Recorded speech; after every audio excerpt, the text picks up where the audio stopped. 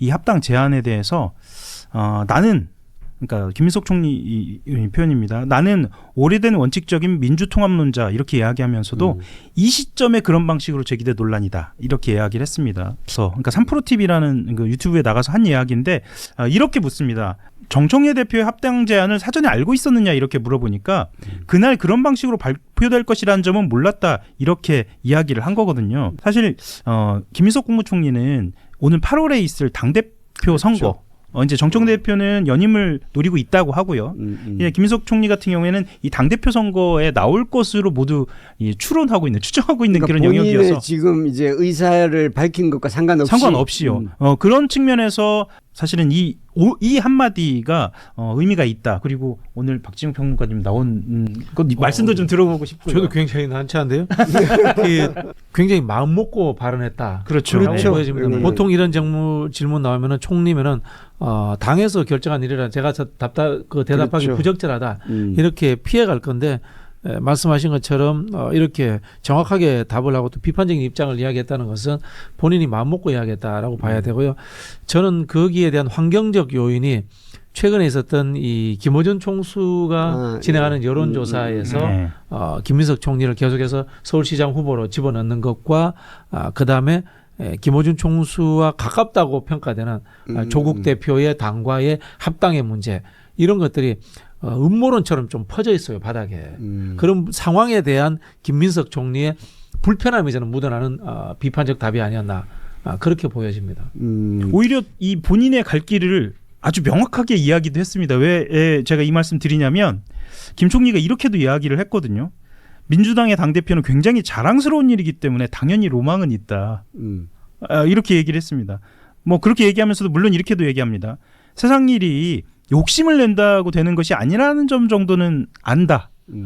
욕망의 정치로 뭔가를 풀려고 하지 않는 편이다라고 이야기를 했는데 사실은 뒤편보다 앞편에 방점이 좀 찍힙니다. 대부분 정치인들은 두 가지 얘기를 다 하더라고요. 예. 두 가지 얘기를 다 했던데 지금 여론이라든지 그리고 당내 여론도 그렇게 썩 좋은 것 같지만은 않고 그래서 실제로 이제 앞으로 어떻게 되죠? 김민석 총리는 나는 내년 전당대회에 올해네요. 8월 전당대회 출마하겠어라고 선언한 겁니다. 그리고 정청래 대표와 이른바 각이 서는 프레임을 이걸로 만들어 버린 거예요. 정청래 대표는 이른바 형식과 절차를 거치지 않고 개인의 욕심 때문에 이 중대한 사안을 섣부르게 진행했다라고 본인이 결론 내려버린 겁니다. 그런 상황에서 저는 이미 그 당내의 차기 전당대회는 시작된 것처럼 보인다. 뭐 이렇게 좀 말씀을 드리겠고요. 이 상황이 옳은 것인지에 대해서는 저는 동의하기는 어렵습니다. 저는 개인적으로 이제 순수 대통령제 제 옹호자인데요. 우리나라는 좀 내각제적 요소가 포함되어 있지 않습니까? 총리든 뭐 비서실장이든 이 대통령제 하에 강요는 그냥 대통령의 비서입니다. 우리 이제 내각제 국가에서는 미니스터지만은 사실 대통령제 국가에서는 뭐 장관들도 전부 다 세크리터리에 불과한 거예요. 이제 그런 분들이 정치적 활동을 이렇게 과도하게 하는 것이 아니냐라는 저는 비판을 김민석 총리에게 할 수 있고요. 또 한편으로 정청래 대표가 그러면 이 이야기하신 이 패턴이나 방식을 옳았느냐 여기에 대해서도 동의하기는 어려워요. 어떤 느낌이 드냐면은 우리 정치가 밈 정치, 쇼츠 정치가 됐구나. 즉 과정과 절차가 거의 없어졌구나. 민주주의라고 하는 것이 대단한 사상이나 철학이 아니라 사실은 과정과 절차일 수 있습니다. 그걸 지켜가는 과정이거든요.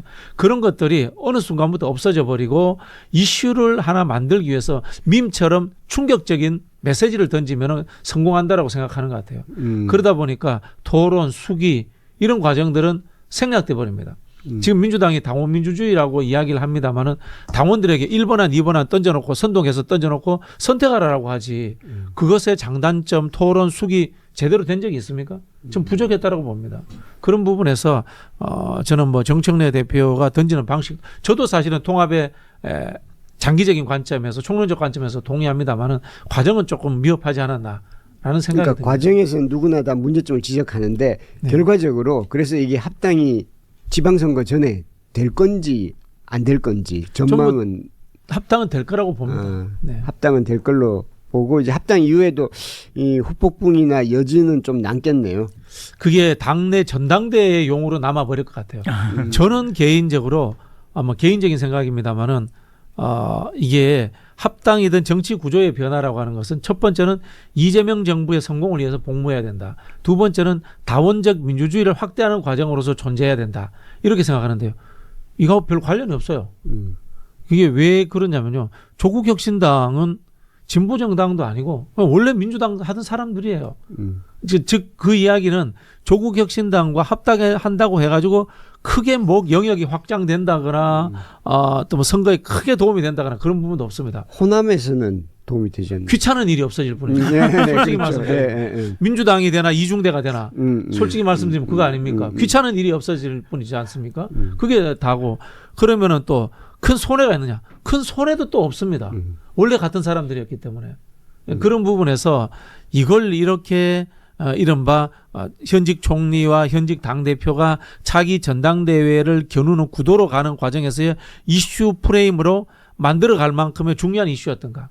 저는 동의하기 어렵습니다. 이재명 정부가 복지국가로 가야 된다, 성장국가로 가야 된다, 통일정책을 어떻게 해야 된다, 외교안보는 어떻게 해야 된다는 중요한 담론들이 얼마든지 있습니다. 정치개혁도 최근에 이 강선우 의원이라든가 김경식 의원, 예, 그쪽에서 나오는 정치개혁의 문제, 의원 특권 내려놓기라든가 의회민주주의를 어떻게 확대할 것인가 문제, 수많은 이슈들이 있는데 이걸 전당대회 이슈로 확 빨아다녀 버린 거예요.